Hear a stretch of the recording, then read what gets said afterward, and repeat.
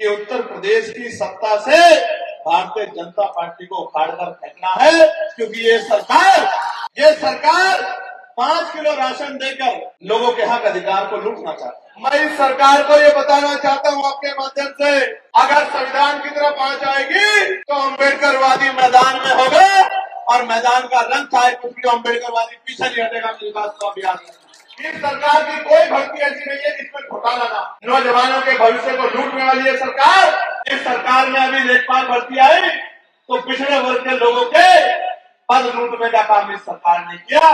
कोई सुनने वाला नहीं, कोई कहीं घुस जाता है, कोई धार्मिक आजादी नहीं है प्रदेश के अंदर, देश के अंदर कोई धार्मिक आजादी नहीं। कोई मस्जिद में घुस जाता है, कोई गुरुद्वारे में घुस जाता है, लोगों को जाके पीट के मारने काम कर रहे, कोई दाढ़ी के नाम पे, कोई टोपी के नाम पे, पशु के नाम पे, और कोई कार्रवाई नहीं हो रही है। ये हाल हो गया। कब तक लूटते रहोगे, कब तक पिटते रहोगे, कब तक सुताए जाते रहोगे? अब समय आ गया है, इस देश में उसी की सुनी जाती है जो लड़ता। ये लोकतंत्र है, यहाँ लाठी डंडों से ताकत नहीं बनती, यहाँ वोट से ताकत बनती है मेरे लोगों। जहाँ आप आजाद समाज पार्टी का बटन दबाओगे, ये गुंडे प्रदेश छोड़ के दूसरे प्रदेशों की तरफ भाग जाएंगे। मेरी बात को आप, ये सरकार कल भी पिछड़ों के विरोधी थी, ये सरकार कल भी मुसलमानों के विरोधी थी, और आने वाले दिनों में भी ये सरकार वकीलों के विरोध में रहेगी। ऐसा नहीं पैसा नहीं है देश में, ऐसा नहीं पैसा नहीं है प्रदेश में, वो पैसा नेताओं की तिजोरियों में बंद है। एक मौका तो सबकी जांच करा के वो पैसा गरीबों में बांटने का काम किया जाएगा। मेरी बात का और मैं आपका धन्यवाद देता हूं। आज जो ये इतनी बड़ी संख्या में ये जो जन समूह यहाँ खड़ा है, ये वो जन समूह है जो संघर्ष करना जानता है और जो अपने महापुरुषों के रास्ते पर चलना जानता है। प्यारे साथियों, मैं जब रास्ते में आ रहा था तो एक जगह पे मुझे बड़ी शानदार शिक्षा के जनक राष्ट्रपिता ज्योतिबा फुले जी की प्रतिमा मिली। मैंने जब उनको स्मरण किया, नमन किया, माल्यार्पण किया, तो मैंने गौरवान्वित महसूस किया। हालांकि एक बार इस अमरोहा का नाम बदलकर भी महापुरुषों के नाम पे रखा गया है, लेकिन उसके बाद जो सरकार आई थी उनको महापुरुषों से इतनी एलर्जी थी कि उन्होंने बदले हुए नाम को बदल के इस पूरे बहुजन समाज को अपमानित करने का काम किया। ये भी हमने अपनी आंखों से देखा है, ये भी किसी छिपा हुआ नहीं है, ये भी छिपा हुआ नहीं है। आज तो वोट लेने के लिए हर आदमी जब चुनाव आता है आपके बीच में आता है। ये जो माई मेरी यहां बैठी है, जब चुनाव आएगा तो आप देखना लाल, काला, पीला, गुलाबी, नारंगी, पता नहीं कौन कौन सा पटका पहन के लोग आपके बीच आएंगे, आपके पैर छुएंगे, आपका हाथ, बहुत जी खड़े होने लगे, आपका हाथ ऐसे पकड़ेंगे और अपने सर पर रखवाएंगे, आपके पैर छुएंगे, आपके गले लगेंगे, आपके घर में बैठेंगे, नौटंकी करने के लिए कहेंगे पानी का एक गिलास ला दो, कहेंगे घर में कुछ खाने को है तो मुझे भूख लगी है, भाईचारा दिखाएंगे, और जिस दिन चुनाव खत्म हो जाएगा फिर अगले 5 साल आपको कभी दिखाई नहीं देंगे। इन 5 सालों में जब भी आपके आंख में आंसू आएगा तो कोई ना कोई नीले पटके वाला आपके आंसू पूछने के लिए आएगा, आपकी आवाज बनने के लिए आएगा। मेरी बात से आएगा। प्यारे बहुजन समाज के लोगों, महामानव तथागत बुद्ध ने कहा था, मृत्यु अटल सत्य है, जो पैदा हुआ उसको जाना। और बाबा साहब अम्बेडकर ने भी कहा कि जीवन जीना कोई बड़ी बात नहीं है, बड़ी बात है कि आप स्वाभिमान सम्मान के साथ जिए नहीं जिए। मैं आपका प्यार आशीर्वाद देखता हूं। कल हम लोग घाटमपुर में थे। घाटमपुर कानपुर नगर का क्षेत्र है, कानपुर जिले में आता है। बहुत बड़ी संख्या में, हजारों की संख्या में माएं, बहनें, बड़े बुजुर्ग, नौजवान जुटे। गांव देहात में सभा हुई, सभा को देख के बहुत सारे लोग परेशान हुए, लेकिन जहां बहुत सारे लोग परेशान हुए वहां बहुत सारे लोगों के मन में प्यार, विश्वास, शक्ति भी पैदा हुई कि अब हम रुकने वाले नहीं, अब हमारी शक्ति बढ़ रही। पश्चिम के लोगों ने तो मुजफ्फरनगर में 26 नवंबर को संविधान दिवस के अवसर पर यह ऐलान करके बता दिया था कि अब हम रुकने वाले नहीं। लेकिन उधर भी कानपुर की तरफ भी, और अभी 29 तारीख को मैं आपको कह रहा हूं, नजर रखना, 29 तारीख को सीतापुर हरदोई में भी आप मेरी बात को याद रखना है। बहुत शानदार कार्यक्रम आपका होने जा रहा है। ये बात मैं आपको क्यों बता रहा हूं? जब चुनाव आएगा लोग चुनाव की तैयारी करने आए, अच्छी बात आना चाहिए, लेकिन हमने तो एक साल पहले से ही 2025 की शुरुआत से ये तय कर लिया था कि उत्तर प्रदेश की सत्ता से भारतीय जनता पार्टी को उखाड़कर फेंकना है, क्योंकि ये सरकार गरीबों के लिए अच्छी नहीं है। ये सरकार 5 किलो राशन देकर लोगों के हक अधिकार को लूटना चाहती है। मैं आपको बताना चाहता हूं, ये जो 5 किलो राशन सरकार दे रही है, ये पैसा किसका है? ये पैसा आपका है, ये पैसा हमारा है, ये पैसा हमारी बहनों का है, इस मंच में बैठे नेताओं का है, गरीब जनता का है, कमजोर मजदूर का है। वो मजदूर जो सुबह मेहनत करता है, मजदूरी से पैसा कमाता है, टैक्स के रूप में लाखों रुपए सरकार को देता है, उन्हीं पैसों से बजट बनता है, बजट से योजनाएं बनती है, उन्हीं से एक योजना है जिनसे 5 किलो राशन मिलता है। मैं आपको बताना चाहता हूं, एक मीडियम परिवार जो मध्यम वर्ग के परिवार है, वो भी कम से कम 5,000 रुपए का महीने में सामान खरीदता है। जब वो 5,000 रुपए का सामान खरीदता है, टैक्स इतने तरह के हैं कि लगभग 1250 रुपए सरकार के खाते में टैक्स के रूप में जाते हैं। 1250 रुपए लेके महीने में और 200 रुपए का अनाज देके सरकार आपको बताना चाहती है कि सरकार आपके लिए कुछ कर रही है। मैं ये पूछना चाहता हूं सरकार से कि अगर आप जनता के लिए बहुत कुछ कर रही हो, तो फिर जनता के चेहरों पे खुशहाली क्यों नहीं? आज भी 75 साल बाद आजादी के लोगों के पास पक्के मकान क्यों नहीं है? आपको प्रधानमंत्री आवास योजना की चलानी पड़ रही। आज भी 75 साल बाद नौजवान सड़कों पे बेरोजगार घूम रहा है। इस सरकार की कोई भर्ती ऐसी नहीं है जिसमें घोटाला ना। नौजवानों के भविष्य को लूटने वाली है सरकार।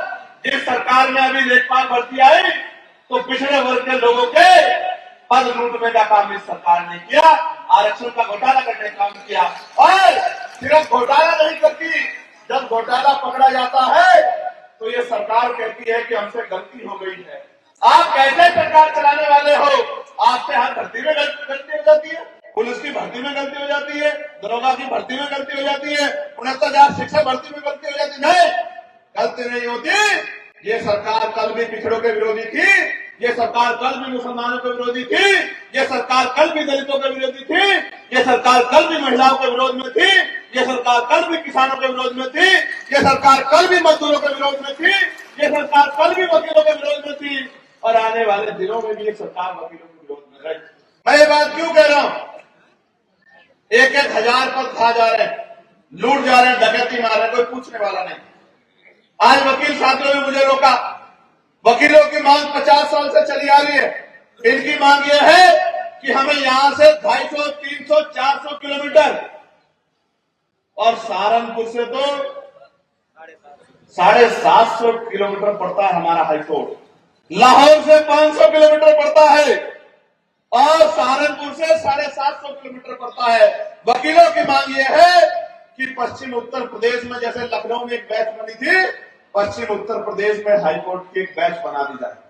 अगर आप सच में गरीबों के हितैषी हैं, आप चाहते हो कि न्याय के लिए लोग हाईकोर्ट का दरवाजा खटखटाए, तो क्यों नहीं बनाते?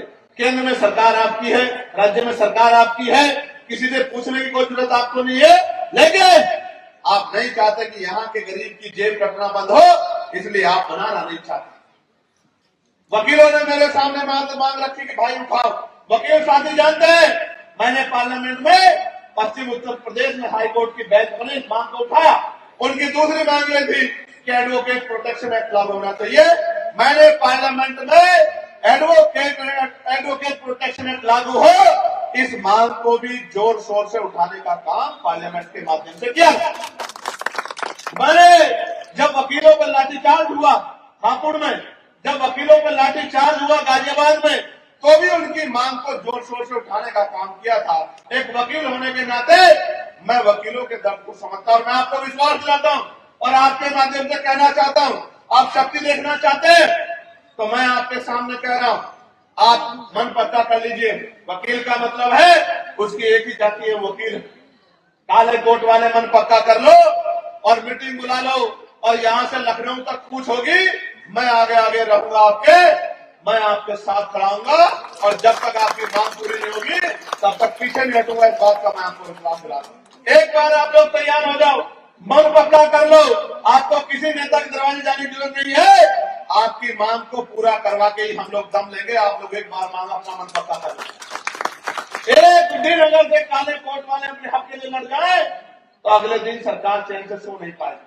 प्यारे साथियों, इस देश में उसी की सुनी जाती है जो लड़ता। अगर आप सोचते हो सिर्फ ज्ञापन देने से बात बन जाएगी तो नहीं बनेगी। आप मन पक्का करो, हम लोग आपके साथ। एक वकील होने के नाते मैं आपके बीच में खड़ा हूं।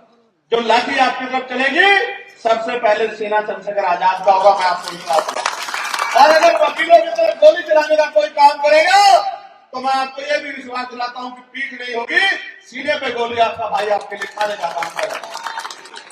प्यारे साथियों, आज इस देश में, उत्तर प्रदेश में और इस देश में जो नौजवान इस देश की रीढ़ है, पढ़ा लिखा नौजवान बेरोजगारी के चरम पे, कोई सुनने वाला नहीं। अभी इलाहाबाद, प्रयागराज इलाहाबाद में आंदोलन हो रहा था, आपने देखा होगा, यूपीएससी के बच्चे कर रहे थे। उनके बाल पकड़ पकड़ के किया तो पुलिस के लोगों ने, लेकिन मैं पुलिस के लोगों को इसलिए दोषी नहीं मानता क्योंकि पुलिस सरकार के अधीन। नेता जो कहते हैं, मुख्यमंत्री जो कहते हैं, मंत्री जो कहते हैं, विधायक सांसद जो सरकार के कहते हैं, उनको करना पड़ता। नहीं करेंगे सस्पेंड कर देंगे, नहीं करेंगे ट्रांसफर कर देंगे, नहीं करेंगे कोई मुकदमा लिखवा देंगे उनके खिलाफ। तो पुलिस तो सरकार की है, एडमिनिस्ट्रेशन तो सरकार का है।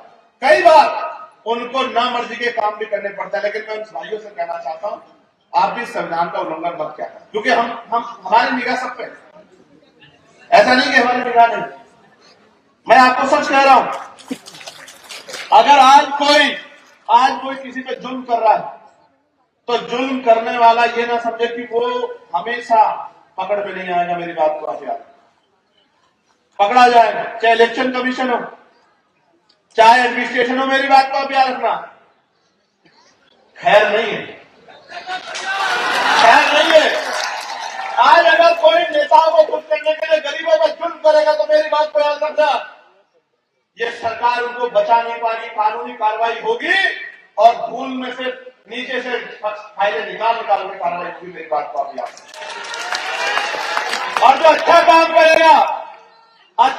करेगा उसको आउट ऑफ टर्न प्रमोशन देके उसको मजबूत करने का काम भी हम ही लोग करेंगे। संविधान को मानने वाले लोग करेंगे। मेरी बात को प्यारे साथियों, तो मैं नौजवान की बात कर रहा था। आपने अपने बच्चों को दूध रूपी खून पिला पिला के मेरी माओ ने बड़ा किया और एक रोटी कम खाई क्योंकि महापुरुष कह गए, गाड़गे जी महाराज कह गए, फूले साहब कह गए, परमानंद लोधी जी कह गए। एक रोटी कम खाई, थाली नहीं तो हाथ करके खाई, लेकिन अपने बच्चे को पढ़ाया क्योंकि बाबा साहब ने कहा शिक्षा सेनी का वो दूध है जो पिएगा और दहाड़ेगा। तो आपने पढ़ाया, लेकिन पढ़ा लिखा नौजवान मजबूर है क्योंकि रोजगार नहीं। किसके पास जाए, किसको कहे?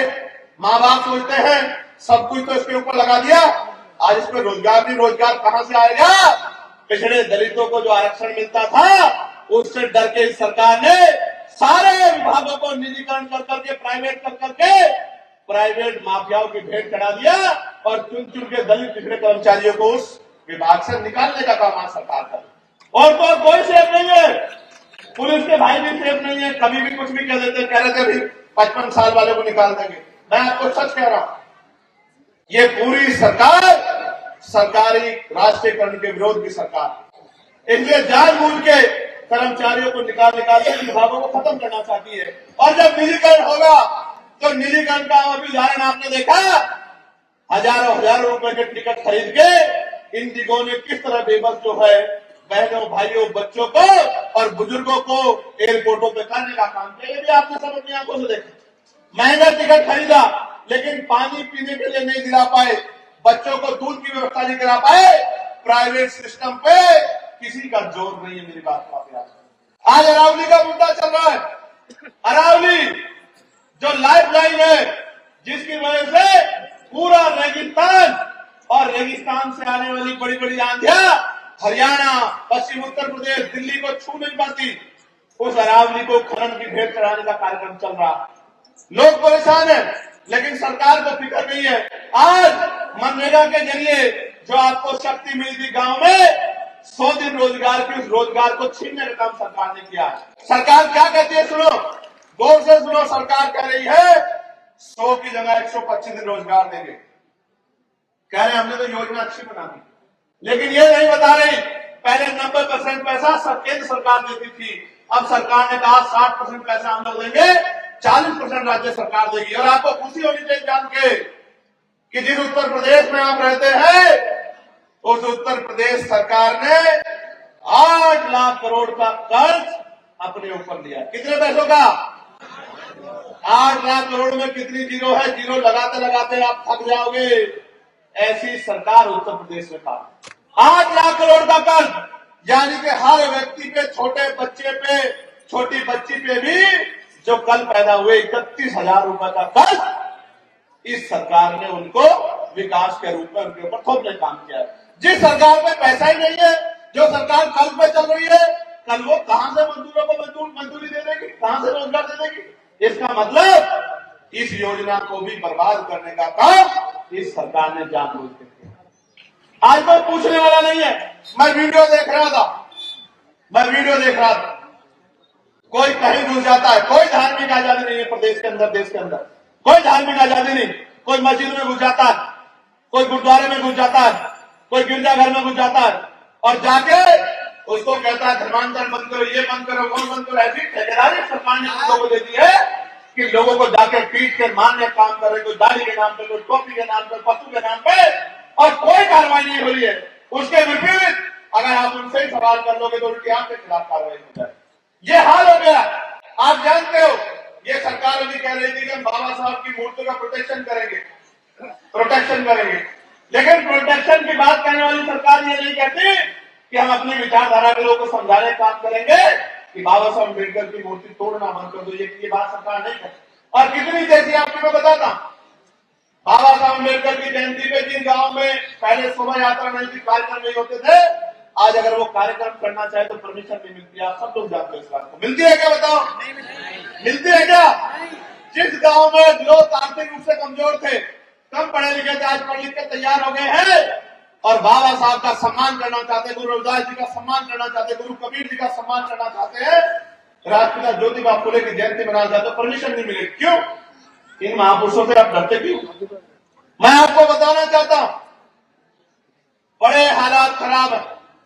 अब तो नकली दवाइयों के जरिए 100 बच्चे की जान लेने का काम ये सरकार कर रही है। आपके सब सामने है। जिन बच्चों को आप अपना भविष्य मानते हो वो नकली भ्रष्टाचार की दवाइयों के भेंट करने काम हो रहा है। आप इस क्षेत्र में लंबे समय से काम कर रहे हो। मेरे सामने मुझे मेरे बहुत से नौजवान नेता दिखाई दे रहे हैं, वो जो आज वॉलंटियर काम कर रहे हैं। मैं आपका धन्यवाद करता हूं, लेकिन आप ये समझ लो आपकी जिम्मेदारी सिर्फ आज के कार्यक्रम को वॉलंटियर करने की नहीं, आपकी जिम्मेदारी घर घर जाकर लोगों को जगाने, लोगों को समझाने, लोगों को बताने की कि किस तरह से हम लोग ताकतवर बन सकते हैं। आपने इसी मंडल में बिजनौर जिले के नगीना में जाके मेहनत करके उस वोट को तैयार करने का काम किया, तो आपके हिस्से में क्या आया? आपके हिस्से में यह आया कि अगर आज आपकी तरफ कोई आज लाठी उठती है तो पार्लियामेंट में उसके खिलाफ आवाज उठती है। ये आपके हिस्से में आने का काम है। आपके हिस्से में क्या आया? जब आपके अधिकारों पे कहीं सरकार का बुलडोजर चलता है तो आपके पक्ष में और सरकार के खिलाफ पार्लियामेंट में एक आवाज गूंजने का काम करती। यह कैसे संभव हुआ? जब आपने वोट देकर ताकत बनाने का काम किया। मैं आपसे अपील करने आया, कब तक लुटते रहोगे? कब तक पिटते रहोगे? कब तक सताए जाते रहोगे? अब समय आ गया है कि आपको अपने पैरों पे खड़े होने के बारे में सोचना चाहिए। अगर आप आज के हालातों में खुश हैं, फिर कोई जरूरत नहीं, ना सरकार बदलो ना हालात बदलो।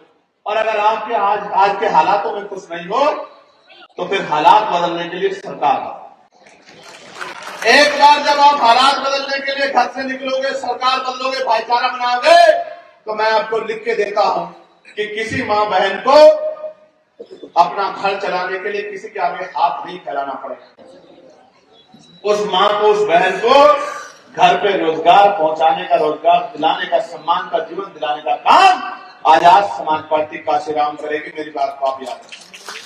अपनी बच्चियों के लिए, अपनी बहनों के लिए, पढ़ी लिखी बहनों को रोजगार, और जो नहीं पढ़ी है, पढ़ रही है, उनके लिए अच्छे स्कूल, कॉलेज, यूनिवर्सिटी बनाने का काम आजाद समाज पार्टी काशीराम करे। हमारे नौजवान भाइयों के लिए रोजगार की व्यवस्था, लोन की व्यवस्था, प्राइवेट सेक्टर में आप जानते हैं, मैं बिल लेके आया पार्लियामेंट में कि निजी क्षेत्रों में SC ST OBC के तरफ बच्चों को रिजर्वेशन मिलना चाहिए, नौकरी रोजगार मिलना चाहिए।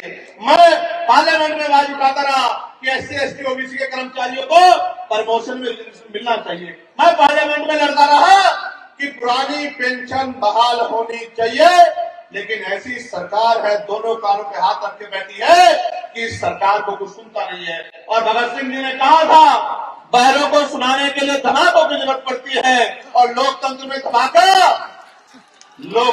धमाका इतनी शालीनता से होता है, इतने चुपके से होता है, पर्दों के बीच में होता है कि जब नगीना में वो धमाका हुआ था तो EVM का बटन नीला हो गया था। आपको मेरी बात को याद आता है। लोकतंत्र में धमाके गोलों से नहीं होते, लोकतंत्र में धमाके बटन दबाने से होते हैं, बटन दबाने से। जहां आप आजाद समाज पार्टी का बटन दबाओगे, ये गुंडे प्रदेश छोड़ के दूसरे प्रदेशों की तरफ भाग जाएंगे। मेरी बात को आप याद रखें। ये तभी संभव होगा जब आप अपने बच्चों की परवाह करोगे। आप याद करो बाबा साहब, याद करो, मैं घर घर जाके बता रहा हूं, मीटिंगों में बता रहा हूं, इंटरव्यू में बता रहा हूं, लाइव के माध्यम से बता रहा हूं। मैं आपको बताना चाहता हूं, डरने की जरूरत नहीं है किसी से। कोई अगर आप पे सवाल खड़ा करता है तो अपने बच्चे को काबिल बना, पढ़ा लिखा के कि वो सवाल का जवाब आपसे आंख मिला के दे सके, अपने बच्चे को काबिल बना। मैं आपको बताना चाहता हूं, नौजवान साथियों, गौर करो, इस देश में 1919 से पहले 3% लोग वोट करते थे। कितने % लोग वोट करते थे? जोर से बताओ, बोलना सीखो, जोर से बताओ, कितने % लोग? 3% लोग। देश को जानना चाहिए, मीडिया को जानना चाहिए, नेताओं को जानना चाहिए, बहनों को जानना चाहिए, युवा नेताओं को जो भविष्य है समाज का, प्रदेश का, देश का, क्षेत्र का, उनको जानना चाहिए। दस्तक की आपसे गुजारिश है कि अगर इसको बचाना चाहते हैं तो नेशनल दस्तक को सब्सक्राइब करने के लिए रेड कलर के सब्सक्राइब बटन को दबाएं, फिर बेल आइकन की घंटी दबाएं। नेशनल दस्तक को बचाने के लिए बहुत जरूरी है कि हर खबर को शेयर करें, लाइक करें, कमेंट जरूर करें।